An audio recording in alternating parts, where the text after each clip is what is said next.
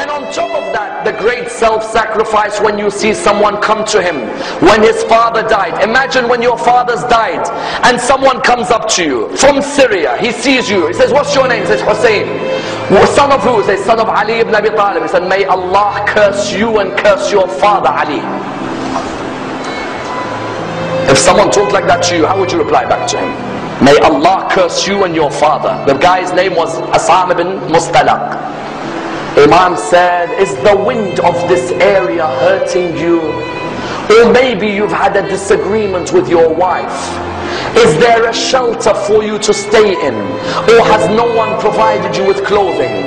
Please come and stay in my house if you are a stranger in this area. Wallah, that person began to cry. He said, Aba Abdullah, I cursed your father in front of you.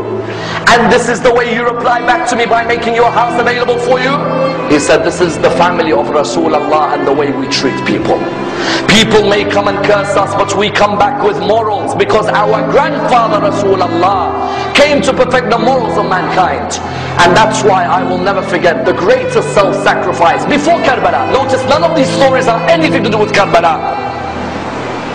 Before Karbala and the battle of Nahrawan, the soldiers who were caught by Ali ibn Abi Talib were standing there. One of the soldiers, you all know him very well. He was fighting Ali ibn Abi Talib on that day. He had some rope around his hands. It wasn't too tight, but it was around the hands. Imam al-Hussein was walking past. He saw that soldier. And the soldier looked at him and said, Hussein, I beg you, please remove this rope from around my hand, because the rope is causing nervousness in me. Remove it. And I'm asking you.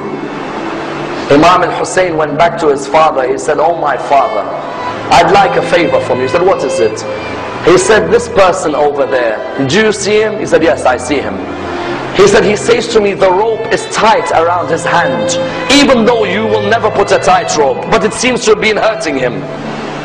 And he asked me to remove it. Oh my father, do you allow me? He looked at him and he said, Aba Abdullah, go ahead. Aba Abdullah, why do you want to answer this? He said, Father, when someone asks through me, how can I reject? I don't want the person to be embarrassed. When you realize who this person is, that's when you realize how magnanimous a man this man is.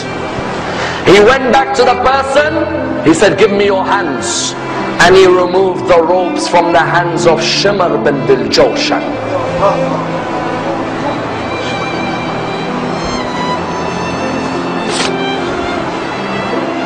Tell me, which mercy did he show to you when he sat on your chest on the afternoon in Karbala?